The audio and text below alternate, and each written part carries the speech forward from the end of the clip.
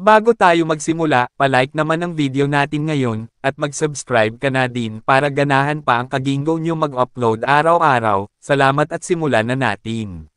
Sa nakaraang kabanata, matindi ang determinasyon ni Chun Hajen na palawakin pa ang kanyang kapangyarihan sa pamamagitan ng pag-aaral ng demonic arts, kahit na ito'y malayo sa kanyang nakasanayan at tradisyon sa kanyang dating buhay bilang Assassin King. Nang utusan niya si Dongpil upang kumuha ng secret texts mula sa silid-aklatan, kasama ang ilang sandata, nagsimula na si Hajen sa kanyang pag-aaral at pagmumuni-muni. Subalit, ang katahimikan ng kanyang sandali ay biglang nawasak nang lumitaw ang isang kakaibang halimaw, isang higanting manok na may 3 ulo. Matindi ang naging labanan, ngunit sa kalaunan, natuklasan ni Hajen ang kahinaan ng halimaw, ang puso nito, na tinarget niya hanggang sa tuluyan niya mapatay ito. Sa pagpapatuloy ng kwento, mula sa butas ng nasirang bakod ng City Bamboo Garden sa loob ng Solitary Bamboo Grove, narinig ni Hajen ang isang pamilyar na boses na tumatawag sa kanya, si Dongpil, humahanggos at mukhang kinakabahan habang nagmamadali pabalik. Sa kanyang pagpasok, nagulat si Dongpil sa nakita niyang pagkawasak sa buong paligid. Ang dati payapang Bamboo Garden ay nagmistulang battlefield, at ang mga bakod na ginawa niya ay sira-sira na. Hinahanap niya agad si Hajen, tangga ng espada at handang ipagtanggol ang batang Panginoon kung kinakailangan. Nang matagpuan niya si Hajen, nakaupo ito sa isang malaking bato, balot ng dugo mula sa laban. Nagmadaling nilapitan ni Dongpil ang kanyang Panginoon, tinignan ang kalagayan nito, at nag-alalang tinanong kung maayos lang ba siya. Sa halip na sumagot ng diretso, sumilip si Hajen mula sa kanyang kinauupuan at sinabi sa malamig na tono, "Bakit ka aligaga, Dongpil?" Na para bang walang nangyari. Nang tumingin si Dongpil sa tabi ni Hajen, halos mawalan siya ng hininga sa nakita. Nandoon ang isang halimaw na wala ng buhay at nakahandusay sa lupa. Ang halimaw na ito ay tinatawag palang Azure Lotus. Ang katawan ng halimaw ay napalilibutan ng mga piraso ng kawayan, na waring ginamit ito ni Hajen bilang sandata sa laban. Nagulat si Dongpil sa nakita, alam niyang hindi basta-basta ang nilalang na iyon. Azure Lotus. Yun pala ang tawag sa higanting manok na yan, sabi ni Hajen na ngayon lang nakakita at nakalaban ng isang halimaw na tulad nito. Natawa siya ng bahagya, at tila nakaramdam ng kaunting saya sa bagong impormasyon. Samantalang si Dongpil ay halos hindi pa rin makapaniwala sa nakita niya. Kailangan niya munang ito ng pansin sa kalagayan ni Hajen, kaya't nag-alok siyang gamutin ang mga sugat ng batang Panginoon, sa pangambang malubha ang mga ito. Subalit, pinigilan siya ni Hajen at sumagot ng may casual na tono, "Itong mga dugo sa damit ko ay hindi naman galing sa akin." Nang tinignan ulit ni Dongpil ang kanyang Panginoon, napansin niyang tama nga ito. Kahit tila balot ng dugo si Hajen, karamihan sa mga sugat na iniisip niyang mayroon ang batang Panginoon ay wala pala. Ang kanyang damit ay punit-punit at marumi, ngunit bukod sa ilang galos, wala siyang nakikitang malubhang pinsala. Tila nakapagtataka kung paano nakaligtas si Hajen sa ganoong laban na parang hindi man lang siya nasaktan. Ang Azure Lotus ay isang mapanganib na nilalang sa kagubatan na ito, sabi ni Dongpil, napapailing pa rin. Kasing delikado ng isang leopardo, hindi ko akalaing magagawa mo itong patayin mag-isa. Ikaw ba talaga ang tumapos sa kanya? Ngumiwi si Hajen ng bahagya, binaba ang tingin sa mga piraso ng kawayan at bangkay ng halimaw, wala namang ibang tao dito, hindi ba? Sagot niya, tila tinutuya ang duda ni Dongpil. Sandali silang natahimik bago muling nagsalita si Hajen. Bigla itong nagtanong, tila biglang nagkaroon ng ideya. Mayroon ba tayong malaking kaldero? Nagulat si Dongpil sa tanong. Kaldero? Tanong niya. Oo. Meron? Pero para saan? Batang Panginoon. Ngumiti si Hajen at tumayo mula sa bato, lumalakad ng dahan-dahan habang hawak ang isang piraso ng kawayan.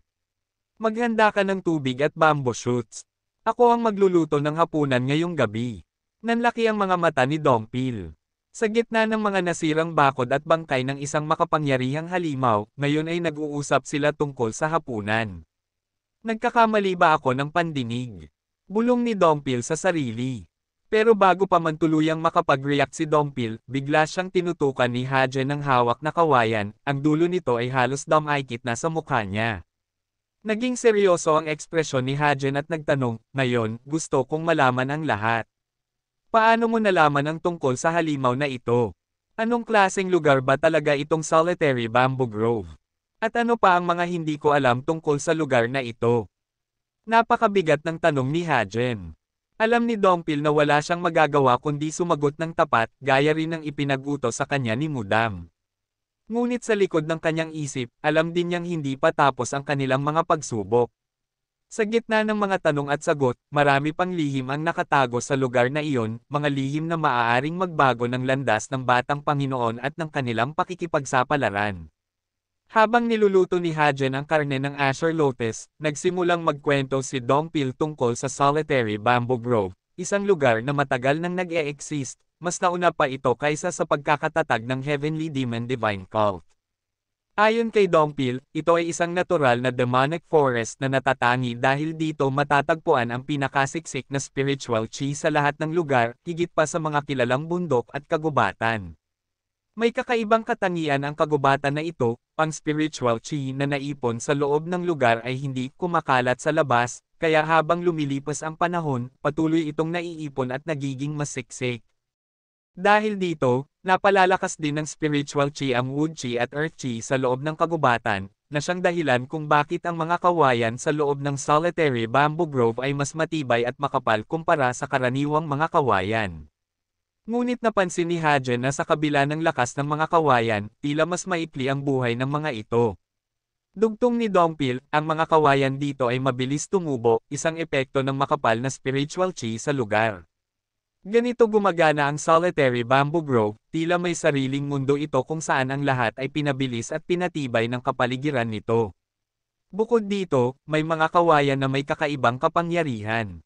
Nagtanong si Hajen, medikal ba ang kapangyarihan ng mga kawayan na ito, o may iba pang gamit? Sumagot si Dongpil, depende. Dahil pwede itong maging lason o elixir. Depende sa proseso ng pagkuha at pagproseso sa kawayan. Dahil sobrang siksik ng spiritual chi dito, kailangang ay proseso ng maingat ang mga kawayan bago maging ligtas para sa pagkonsumo ng katawan ng tao. Higit pa sa kalahati ng mga demonic elixirs na ginagawa ng ating demon cult ay gawa mula sa mga kawayan mula rito. Naisip ni Hajen kung posible bang gumawa ng maramihang elixirs mula sa Solitary Bamboo Grove, ngunit mabilis itong tinutulan ni Dongpil, imposible yun. Ang mga mahahalagang kawayan na may medikal na katangian ay nasa gitna ng kagubatan, sa pinakamasukal na bahagi, kung saan napakaraming mga halimaw at spiritual beings ang naglapana, kaya napakadelikado. Tumingin si Hajen sa niluluto niyang Azure Lotus at tinanong, ibig mong sabihin, tulad nito. Itinuro niya ang malaking halimaw na ngayon ay masarap na ulam na. Tumango si Dongpil. Oo, ganyan nga. Pero tandaan mo, ang Azure Lotus ay ang pinakamahinang nilalang sa kanilang lahat. Nagulat si Hajen. Kung ganyan ka pala itong Azure Lotus, ibig sabihin mas marami pang mas malakas. Ilan sa mga ito ang naroon? Sumagot si Dongpil na ang mga mid-level na halimaw sa loob ng kagubatan ay sinasabing kasing lakas ng mga masters na nasa peak cultivation level. Dahil dito, 2 beses sa isang taon ay pumupunta rito ang mga high-level executives, kasama na ang First Guardian, upang mag-ani ng Divine Bamboo. Ngunit kahit pa sa kanila na malalakas na sa grupo ay buwis buhay pa rin tuwing nagpupunta sa pinakamalalim na bahagi ng Solitary Bamboo Grove dahil napakadelikado rito. Ang lugar kung nasaan tayo ngayon, ang City Bamboo Garden, ay ang pinakaligtas na bahagi ng kagubatan, dagdag ni Dongpil. Humingi ng tawad si Dongpil, batang Panginoon, hindi ko inaasahan na madyay gising at manggugulo ang Azure Lotus ng ganito kaga. Naging kampante ako at hindi kita naprotektahan ng maayos. Ngumiti lamang si Hajen at umiling. Wala kang dapat ihingi ng tawad, Dongpil. Nagtayo ka ng mga pader gamit ang malalaking kawayan sa labas ng City Bamboo Garden, at nag-set up ka pa ng isang octagonal wall formation. Higit pa sa inaasahan ang ginawa mo bilang tagapagtanggol ng lugar na ito. Kaya huwag kang makonsensya. Magpapaliwanag pa sana si Dongpil, ngunit pinigilan siya ni Hajen, sabi niya, tama na yan. Kumain ka muna. Iniabot niya ang isang mangkok na may malaking karne at puno ng mainit na sabaw mula sa higanting manok. Nag-aalinlangan si Dongpil. Hindi niya akalain na lulutuin ni Hajen ang halimaw na kanyang napatay. Tinatanong niya sa kanyang sarili kung nakakain ba talaga ito. Napangiti si Hajen at tumawa ng bahagya nang makita ang pag-aalangan sa ekspresyon ng mukha ni Dongpil. Mukhang mahina pala ang sikmura mo. Hindi ko inasahan na matatakot ka rito, hindi bagay sa'yo, biro niya dahil napakalaki ng katawan ni Dongpil, mas matangkad pa ito sa kanya pero natatakot pa siyang kumain. Habang humihigop ng mainit na sabaw, nilingon ni Hajen si Dongpil at pinuri ang magandang pagkakagawa nito ng octagonal wall formation. Kahit hindi kagandahan ang materyales na ginamit ay naging epektibo pa rin daw ito. Napansin niya ang liwanag sa mga mata ni Dongpil, isang indikasyon na natuwa ito sa papuri. Halatang pinaghirapan nito ang pagbuo ng mga formations, at para sa isang gwardya, ang ganitong uri ng pagkilala mula sa nakatataas ay bihira lamang. Ngunit hindi napigilan ni Dongpil ang magtanong, Panginoon, paano mo nalaman ang tungkol sa formations? Pinag-aralan mo ba ito noon? Napatalikod si Hajen, iniwas ang tingin at nagmaang-maangan, basta nalaman ko na lang, sagot niya na parang ayaw magbigay ng mas detalyadong paliwanag. Alam ni Dongpil na hindi simpleng bagay ang pag-aaral ng formations. Hindi ito katulad ng martial arts na maaaring matutunan sa pamamagitan ng practice at pakikipaglaban. Ang formations ay nangangailangan ng malalim na kaalaman, tiyak na mga pamamaraan, at matinding konsentrasyon. Hindi ito natutunan ng biglaan, at lalong hindi kayang magpanggap ang sino man na alam ito kung dinaan sa kaunting pagbabasa lang. Lalo tuloy nagtaka si Dongpil tungkol sa katauhan nito. Sino nga ba talaga ang batang Panginoon? Tanong niya sa sarili. Habang mas lalo niyang nakikilala si Hajen, mas dami-dami ang mga tanong na bumabagabag sa kanyang isipan. Isang halimbawa ay sa loob lamang ng 3 araw, natapos nito ang pagbabasa ng mahigit 10 demonic art secret texts, mga librong hindi basta-basta nauunawaan, lalo na't hindi lahat ng mandirigma ay nakakagawa ng mga ito. At hindi lang iyon, tinalo pa niya ang Azure Lotus ng walang kahirap-hirap, kahit na hindi pa siya tuluyang nakakabawi mula sa chi blockage na naranasan ng katawan niya kamakailan. Para kay Dongpil, tila ginagawa ni Hajen ang lahat ng ito na parang napakadali. Minsan pa nga, para bang loloko-loko lamang ito, akala niya ay naglalaro lamang ito, parang walang problema sa mundo. Ngunit alam ni Dongpil, na sa likod ng mapang asar at tila pa easy-easy na kilos ni Hajen, ay kapag nagseryoso siya, nag-iiba ang aura niya. Isang uri ng aura na hindi niya moari ngunit nagbibigay ng pahiwatig na hindi mo gugustuhing makalaban siya. Isa pang bagay na hindi maipaliwanag ni Dongpil ay kung paanong, sa kabila ng pagkakaroon ng chi blockage na dapat sana'y naglimite sa kanyang martial prowess, hindi man lamang ipinakita ni Hajen ang kahit kititing na pagkabahala o pagkabigo. Mapayapa itong nakakatulog at maganang kumakain araw-araw. Kung ibang martial artist ang nasa kanyang kalagayan, siguradong mawawala ng gana o malulugmok sa kawalan ng lakas. Ngunit si Hajen, kahit na nahaharap sa ganitong sitwasyon, tila ba may hawak pa ring tiwala sa sarili. Ang kanyang mga kilos at mga mata ay nagpapakita ng tiyak na kumpiyansa, na para bang alam niyang hindi pa ito ang katapusan ng kanyang kapangyarihan, na may mas malalim pang dahilan kung bakit siya tila kampante sa kanyang kalagayan. Tila may tinatagong plano o kakayahan si Hajen, na hindi pa alam ni Dongpil. Habang patuloy sa pagkain si Hajen, napag-isip-isip ni Dongpil na marahil, hindi lamang sa lakas ng katawan o martial prowess ang batayan ng tunay na kapangyarihan. May mga bagay na mas mahalaga, mas malalim, tulad ng tiyaga, talino, at ang kakayahang makibagay sa anumang sitwasyon. Si Hajen, sa kabila ng lahat, ay isang tao na may malalim na pinagdaanan, at marahil ay mas marami pang sikreto ang nakatago sa kanyang likuran. Pagkatapos nilang kumain, bumalik si Hajen sa kanyang pag-aaral, mas determinado kaysa dati. Dahil napagdesisyonan niyang aralin ang demonic arts, isang disiplina na hindi pa niya lubos na nasusubukan, alam niyang hindi ito maaaring madaliin, sapagkat first time niyang gagawin ang ganitong klaseng cultivation.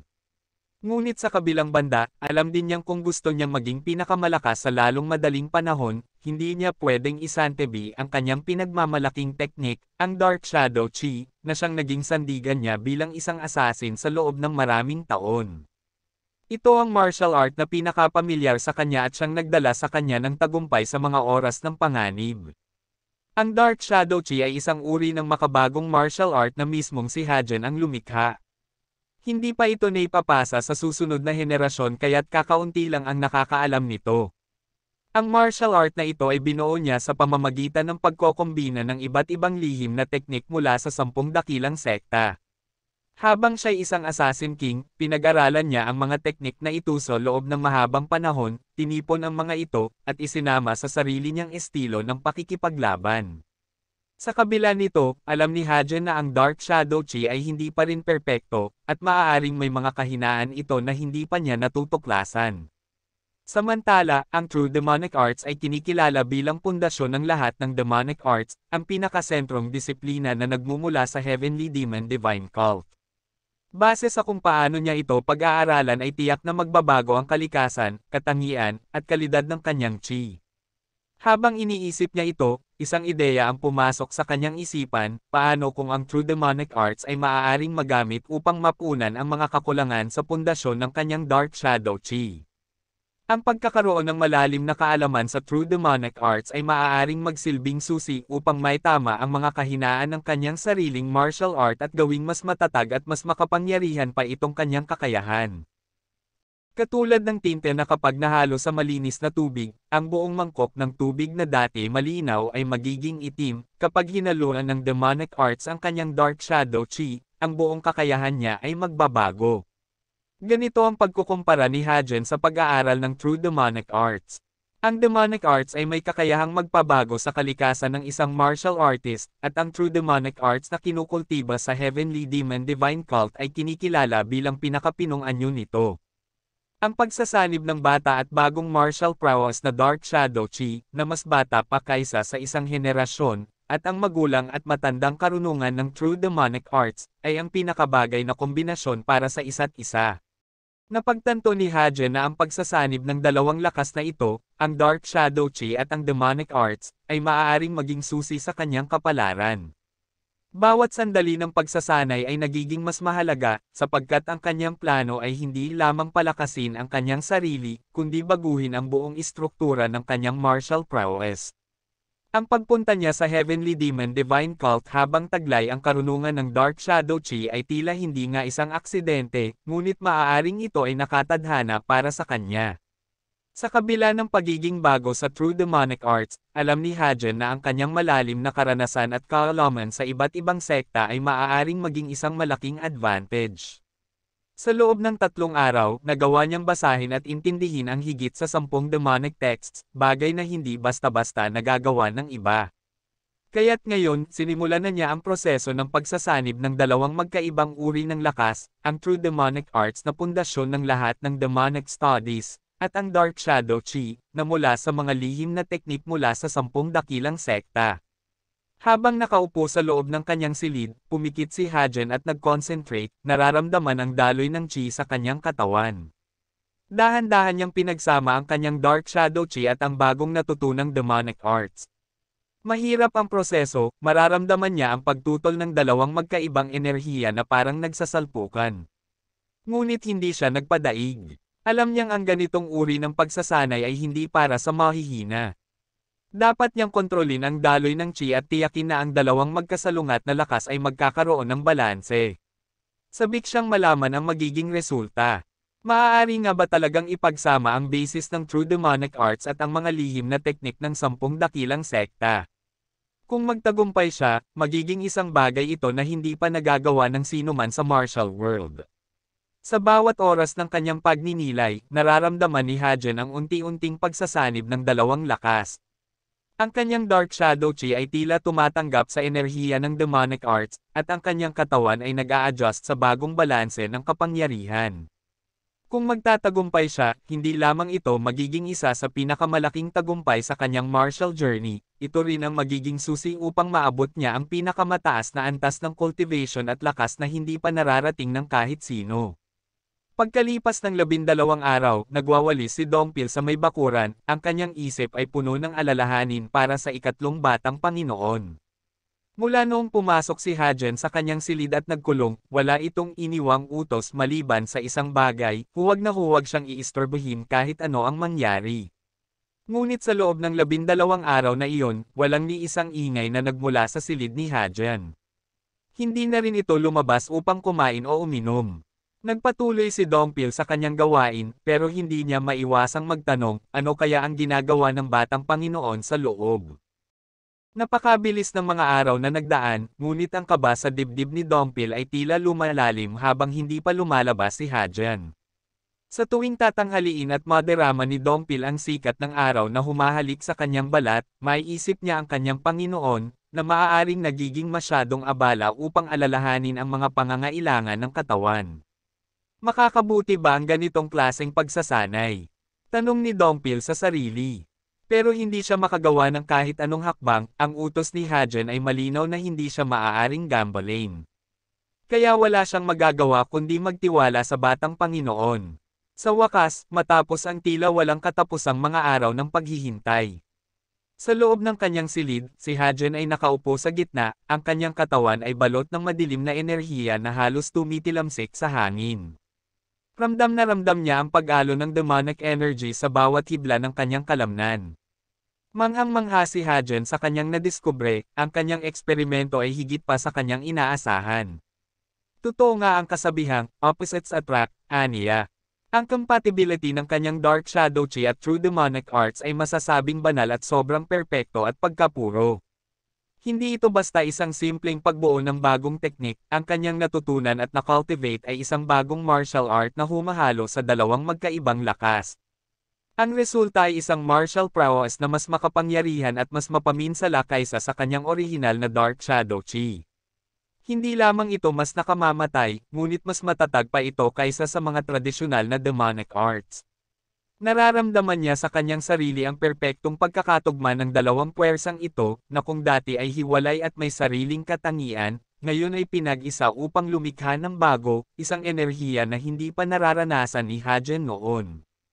Nang matapos sa kanyang pagmumuni-muni, naramdaman ni Hadrian ang demonic energy na dumadaloy sa kanyang mga ugat. Hindi ito tulad ng dati, mas malakas ito at mas organisado, hindi ligaw o malihim tulad ng Dark Shadow Chi. Sa kanyang katawan, ang enerhiya ay dumadaloy ng mas maayos at mas kapaki-pakinabang. Hindi lamang siya nakagawa ng bagong martial art, nalikha niya ang isang bagay na mas malaki, isang martial prowess na magpapabago sa kanya magpakailanman.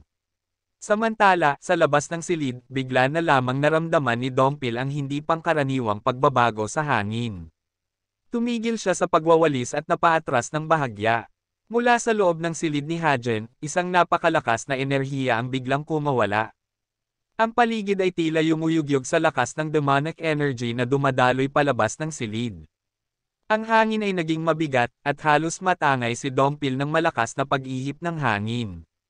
Pakiramdam niya ay nasa gitna siya ng isang bagyo, ang kanyang katawan ay nanginginig sa tensyon ng enerhiyang dumadaloy mula sa silid ng kanyang Panginoon.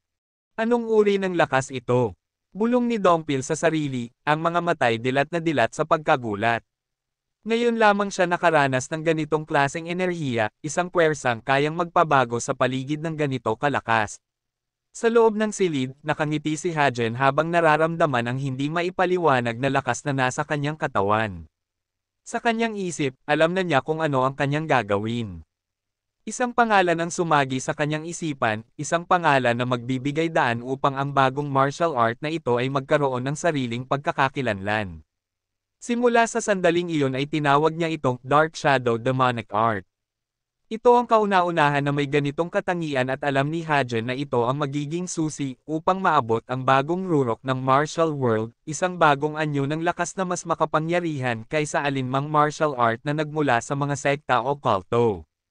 Sa mga sumunod na araw, nagpatuloy ang matinding labanan sa kagubatan, kung saan si Dongpil at ang Batang Panginoon ay matatagpo ang nakikipaglaban sa mga dambuhalang halimaw na tinatawag na Xingxing, na may hitsurang katulad ng mga gorilla pero mas nakakatakot. Matatalim ang mga ngipin at makakapal ang balahibo. Ang mga ito ay hindi lamang malalaki, kundi malalakas din. Si Dongpil ay tila nasa bingit ng pagkapagod. Ang kanyang suot ay punit-punit na, at ang mga palad nito ay nanginginig mula sa pagod at hirap. Habang pinipigilan ng Batang Panginoon, nagtatanong siya, hindi ba't mas mabuti pang umuwi na tayo sa City Bamboo Garden sa araw na ito? Kailangan nating makabawi ng lakas. Ngunit si Hajen, na puno ng determinasyon, ay tila hindi napapayag na umatras. Walang dahilan para umatras, sagot niya, ang boses ay puno ng sigla.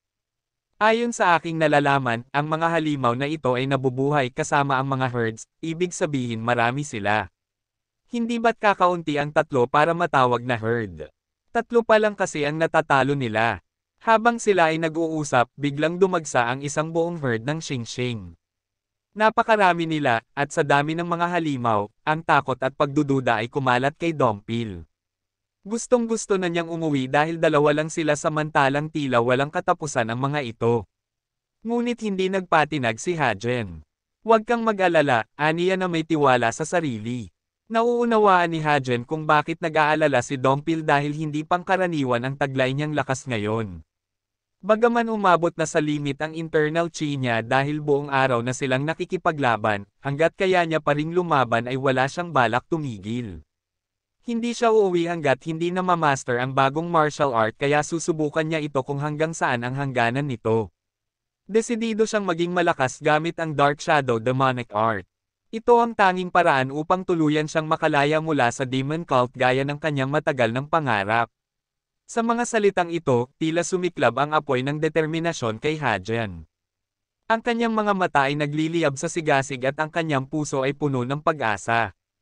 Isang mas maliwanag na landas ang lumitaw sa kanyang isipan na nagbigay liwanag sa kanilang sitwasyon. Kaya't nagpatuloy siya sa laban, ang bawat galaw ay puno ng lakas at layunin, handang harapin ang anumang hamon na darating. Ang mga halimaw ay tila walang katapusan, at ang tunog ng kanilang malalaking katawan na humahampas sa lupa ay umuugong sa paligid. Sa kabila ng takot na bumabalot kay Dompil, ang determinasyon ng kanyang batang Panginoon ay nagbigay inspirasyon sa kanya upang ipagpatuloy ang laban, umaasang matatalo rin nila ang lahat. Samantala, sa main sanctuary, umabot sa Demon Lord ang ulat tungkol sa ikatlong batang Panginoon sa pamamagitan ng First Royal Guard na si Mudam. Hindi ko inaasahan ang resulta na ito, ani ng Demon Lord, ang tinig ay puno ng pagkalito ngunit may halong kuryosidad. Ang ikatlong batang Panginoon ay abala sa panghuhuli ng mga Azure Lotus at Xingxing sa Solitary Bamboo Grove. Patanom niyang kinumpirma, isang malalim na buntong hininga ang pinakawala ni Mudam. Opo Demon Lord. Iniisip ng Demon Lord kung paano niya ito nagawa sa loob ng maiksing panahon lamang. Mula sa 10 Great Demonic Techniques, kung na-master na niya na ang Black Dragon, mahihirapan pa rin siyang makatakas mula sa mga halimaw.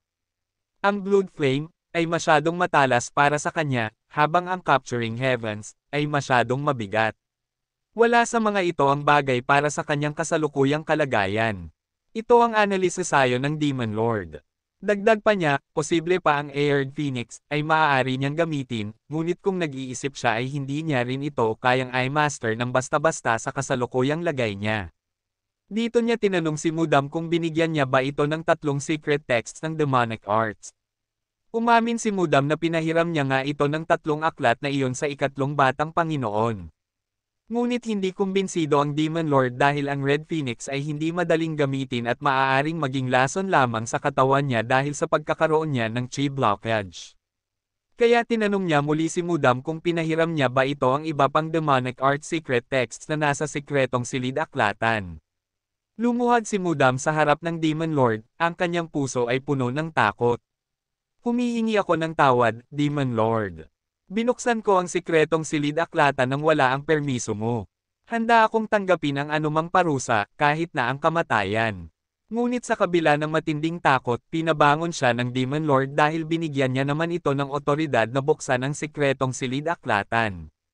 Kalmado niya itong tinanong, nagsisisi ka ba sa iyong ginawa? Nagsisisi ka ba na pinahiram mo ang mga aklat sa ikatlong batang Panginoon? Hindi ako nagsisisi, tugon ni Mudam, ang mga mata nito ay puno ng katatagan. Sumang-ayon din si Mudam na magiging responsable sa lahat ng mangyayari. Ano man ang kahihinatnan o gagawin ng ikatlong batang Panginoon bunga ng pagpapahiram niya rito, handa siyang tanggapin ang resulta kung kailangan man siyang parusahan. Sa mga salitang ito, tila nakuha ng Demon Lord ang respeto sa katatagan at katapatan ni Mudam. Kung gayon ay nirerespeto ko ang iyong desisyon. Nananatili ang kanilang layunin na subaybayan ang mga kilos ng ikatlong batang Panginoon. At ayun na nga, dito na muna nagtatapos ang kabanata na ito mga idol, sabay-sabay natin baybayan ang susunod na kabanata. Please like and share. Maraming salamat.